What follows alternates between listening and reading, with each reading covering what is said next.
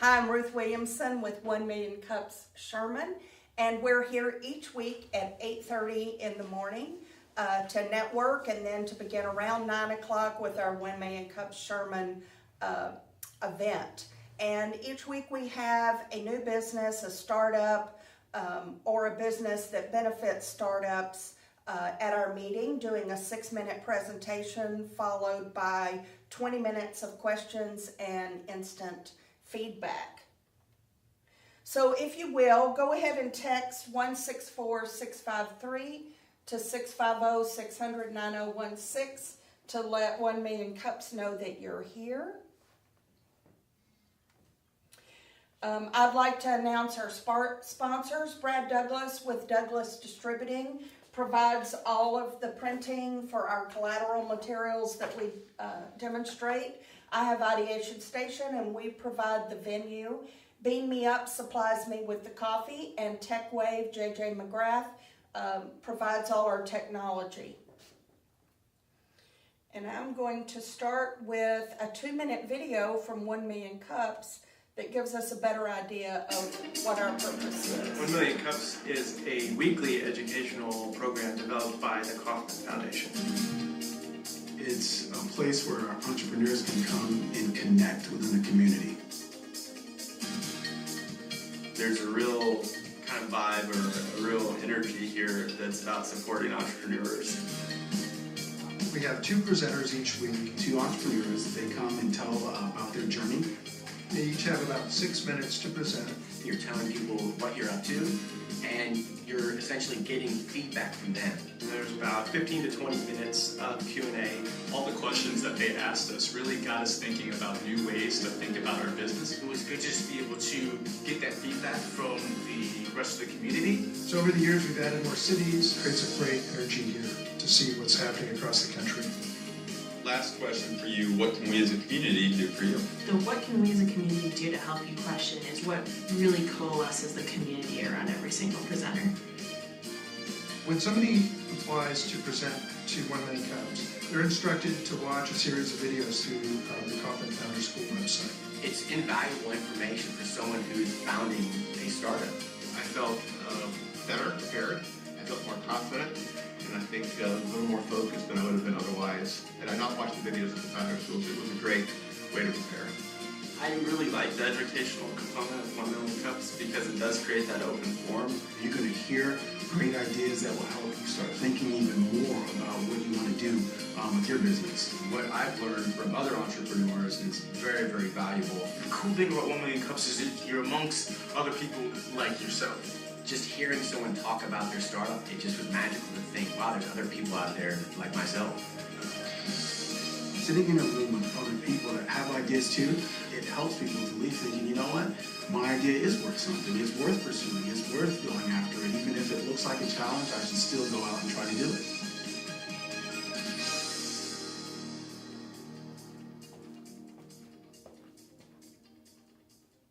So one of the things we want to advise people to do is let's get out there and do it. Today we're going to hear from Clint with ProxyPay.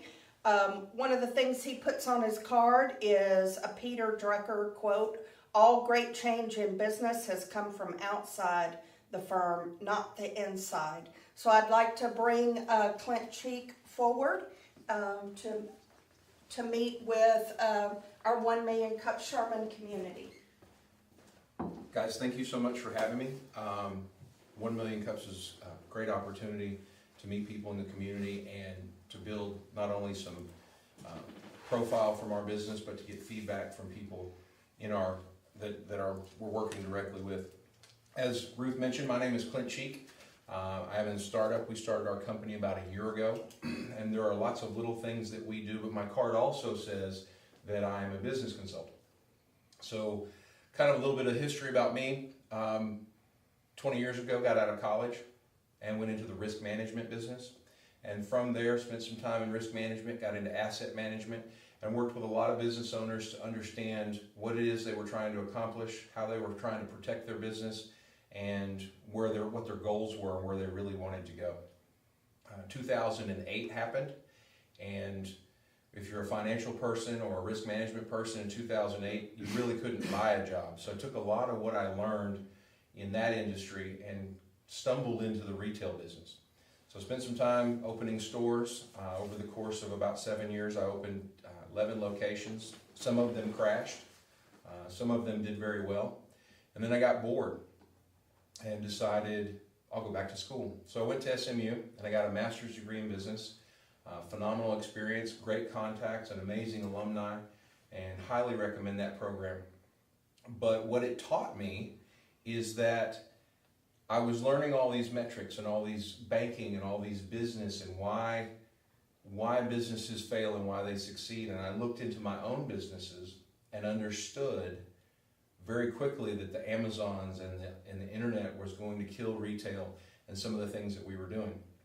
So through that process, decided to start ProxyPay. I have a partner, and what we do is we do a lot of business consulting work with small businesses. We end up with lots of startups, guys that are great at their job, and they leave their company and they go out and say, I'm going to start my own company. We've got contractors, we've got a couple of dentist office, we've got people that have spun out from their umbrella in the employment world, and they're good at what they do, but they don't know the back end of business.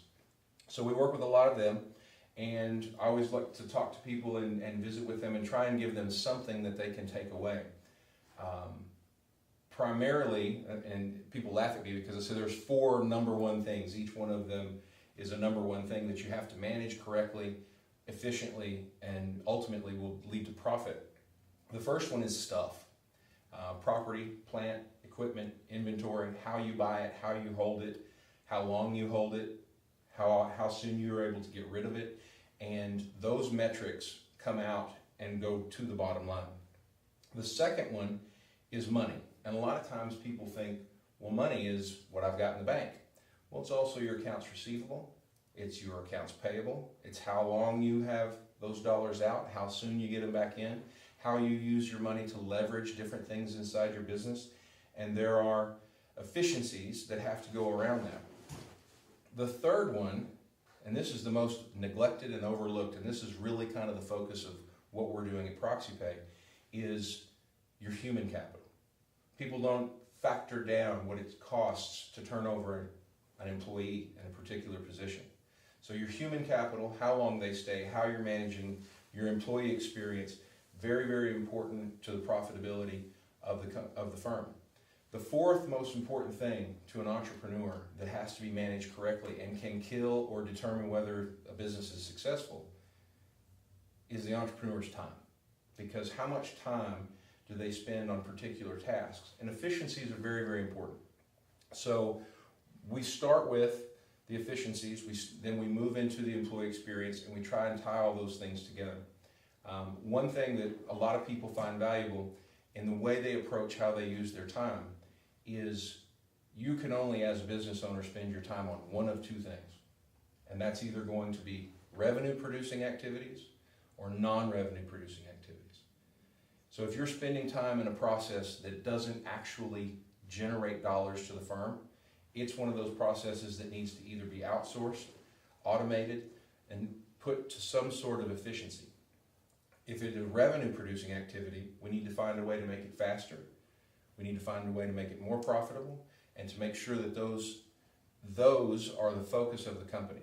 So we spend a lot of time with the entrepreneur and the small business and the startup to make sure that they are approaching the processes in their business, their human capital, their intellectual capital, the things that they know, and importantly, the social capital, because that can be leveraged into very inexpensive marketing dollars. So they can spend their time and their efforts in a place in their business that generates revenue and mitigate and limit a lot of the things that are taking their time and essentially their dollars. So that's kind of what we do. We started about a year ago, and that's where a lot of the conversations with the entrepreneurs that we visit with starts. So you guys open it up to questions. I know it was very broad, but I did want to touch on some things. A lot of times people ask about risk management or employee experience, or they start with, one of the biggest problems I'm having in business is, and then they really kind of fill in the blanks from there. So what are one of the biggest problems you're having in business? One of the biggest problems, well, I mean, it sounds terrible to say that we don't have any problems. Every business has its problem, but growth is always one of the things that companies want to do. How do we grow? How do we afford to grow? And how do we do it efficiently and safely for the clients that we're growing with? So growth is always a concern with clients, and it's also a concern with our company too. What is your growth strategy? We do a lot of partnerships with economic development councils, chambers of commerce, different university business plans, and then there's a lot of opportunity with the companies that we run into.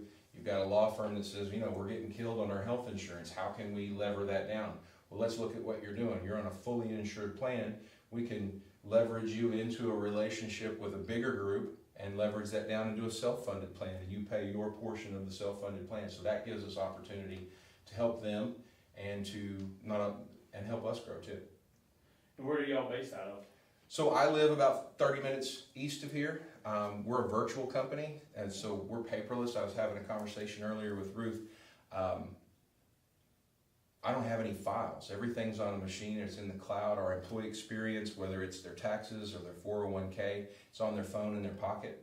I mean, you guys have cars. A lot of people have cars that can park themselves. The last thing they want to do is call Mildred at the company they work for and ask for last year's W-2. So we're based in Dallas. We've got clients in Fort Worth, West Texas, locally. So, I mean, it's just really kind of running into the right people and being able to ask the right questions and understand the entrepreneur's focus and needs and say, well, here's some recommendations and here's how I can help you, or I can't help you, but this guy can. So we're based North Texas for now. That's fine. Are y'all trying to focus on one industrial segment, one industrial industry, like retail or restaurant or? That is a great question. There are industries ideally that we don't want. We're getting some traction right now with municipalities because their small municipalities are having a terrible time managing costs. They've got an older workforce, they've got higher insurance costs, they have lower revenues because they're small. But to answer your question specifically, what is the demographic? It's that guy who says, or lady who says, my employees are one of my biggest assets. And how do I get more time out of my business? How do I open a second location or a fourth, fifth, and sixth location? So our demographic is really going to be about the personality of the entrepreneur, because what we want is the people that want to grow and that want to create a positive experience for their employees. So we terminated a relationship recently with a client. We had the conversation of, and I asked him, do you view your employees as an asset or a liability? And he says some choice things, but ultimately they're not real important, and if they don't do their job, he'll get some new ones. So a mentality like that is not what we want to be a part of, and it's not going to help him grow. And that's his internal. So we shook hands and said, we'll be friends until the end, and this is the end. So, but that's a great question. Thank you. Is there a certain company size you'd like to work with? Small companies, large companies, medium? Thank you for that. Yes, ideally, the company is going to be probably about 48 to 50 and below. Million or people? People. Okay. People. So our smallest client has 1 employee. Our largest client has 27 employees. To answer the second part of that question, I think the top line revenue of the company, well, they're actually a little smaller. They have 21, is about 27 million a year.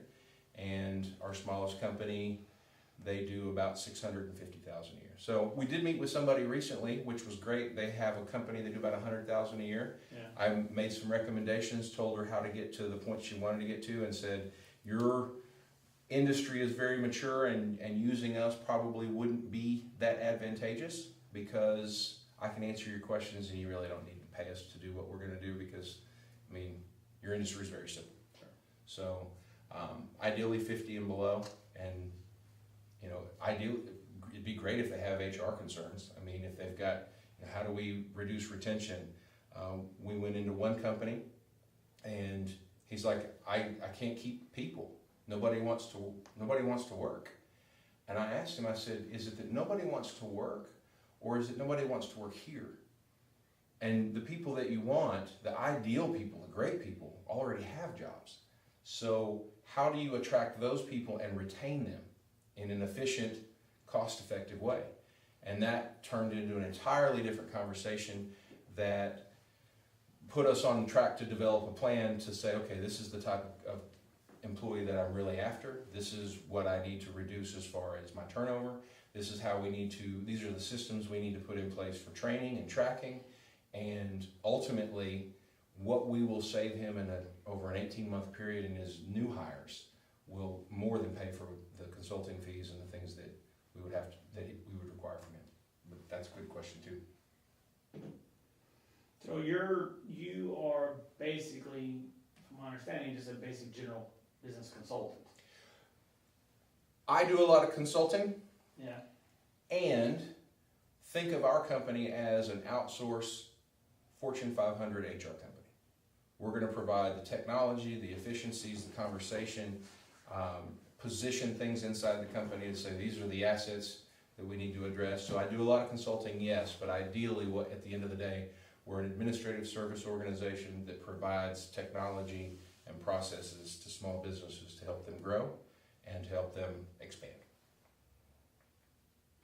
So in my last company, I used a PEO, Private Employer Organization, which is one of those services that you can offer. Yes. I found it very beneficial just to track hours and enter those in and have paychecks produced, deductions done, taxes paid, all of those kinds of things, because I focus then on my business.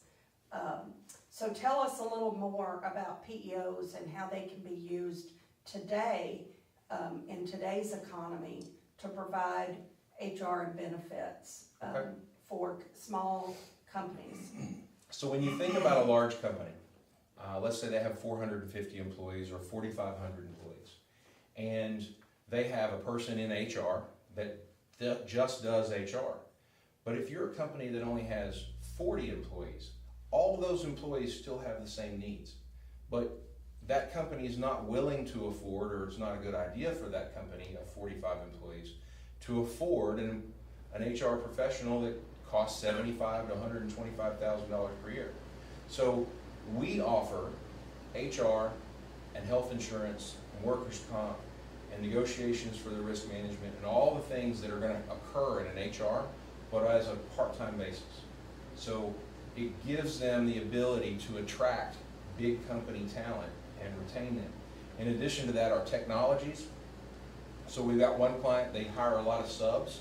So we'll put those subs into our system and they'll say, okay, the job is going to cost this particular location, the job was bid at $150,000, the labor was about $70,000.